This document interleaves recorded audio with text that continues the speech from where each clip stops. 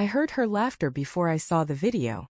That same soft, melodic laugh I fell in love with, the one that used to fill our kitchen on Sunday mornings, now echoing from someone else's phone, from a night I hadn't even known she went out.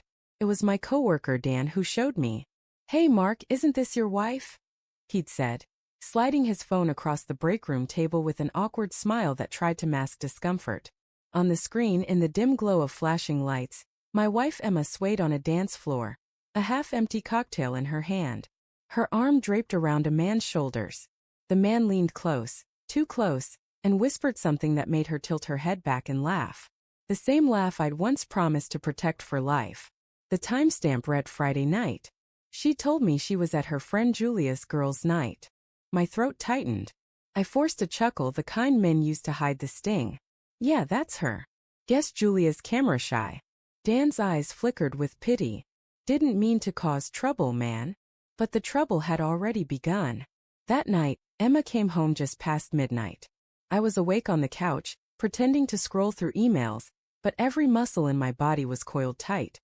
She slipped through the door quietly, her heels dangling from her fingers, the faint scent of tequila and perfume trailing behind her. "Hey," she whispered when she saw me, startled. "You're still up." "Couldn't sleep," I said evenly. She smiled faintly. "You should have called." "I would've."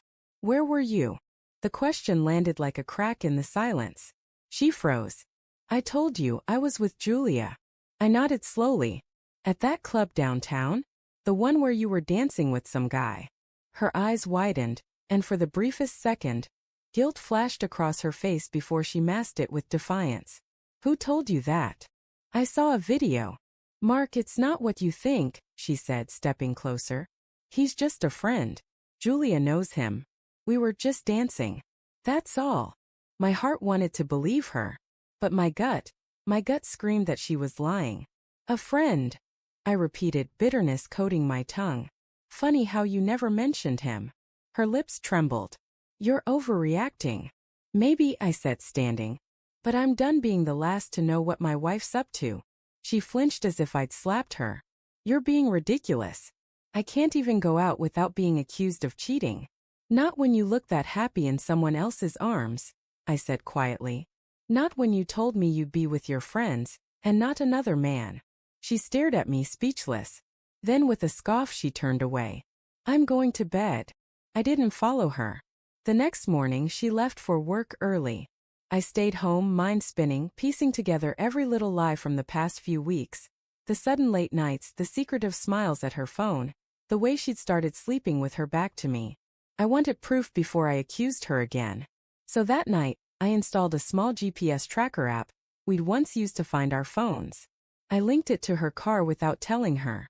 By Saturday evening, she said she was meeting a client.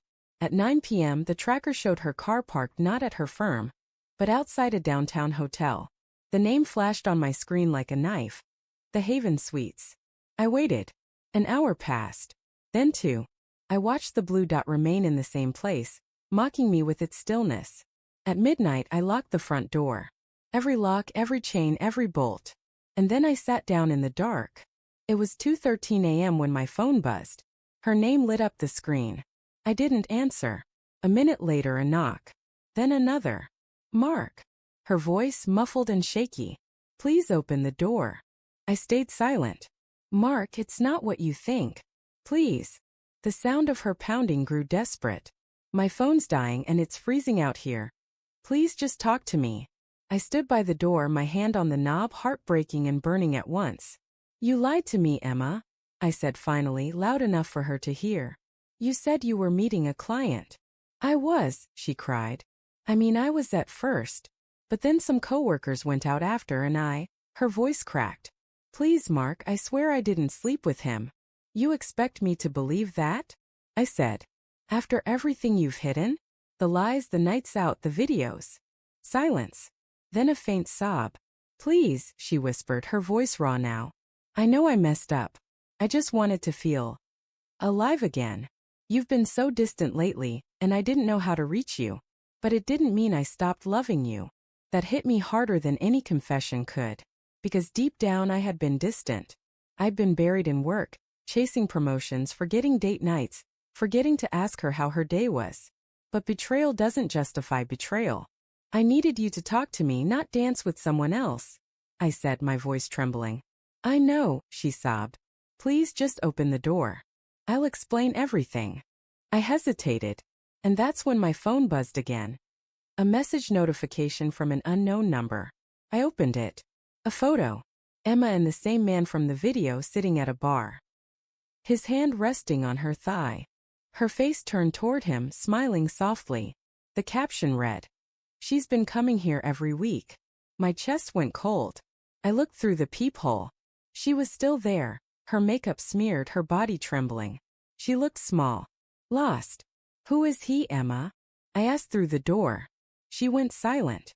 Then, his name's Ryan. He's from my old job. We reconnected a few months ago. The honesty in her voice even now felt like another knife. How long? I whispered. She pressed her forehead against the door. It started as messages, then lunch. Then, I don't even know when it crossed the line. My eyes burned. You could have told me. We could have fixed this. I was scared, she said, voice breaking. Scared you'd stop loving me completely. Scared you'd see how lonely I was. Her words hit a part of me I didn't want to feel. The part that still loved her despite everything. The part that remembered our wedding vows, our laughter, our plans. But love wasn't enough anymore. Not after this. I unlocked the door, but didn't open it. Go to your sister's, I said quietly. Stay there tonight. Mark. Please, I said. I need time. You need to think about what you've done. After a long pause, I heard her footsteps retreat. The sound of her car starting. Then silence. The house felt impossibly empty after she left. Her perfume lingered in the air, her slippers still by the couch, her favorite mug on the counter. Everything screamed of her presence, and her absence. I sat there until dawn, staring at the front door she used to walk through with a smile. By morning she'd texted me once. I'm sorry for everything. I'll wait for you to call. I didn't reply. I didn't know if I ever would. But when I finally looked outside, I saw her forgotten key still in the lock. It felt like a metaphor for everything that went wrong. How we'd both kept the door open just enough for love to slip away unnoticed. And as the sun rose over the quiet street, I realized something painful but true. Sometimes, locking someone out isn't about punishment. It's about finally choosing to protect what's left of yourself. Because love can survive distance, anger, even time. But not lies. Not anymore.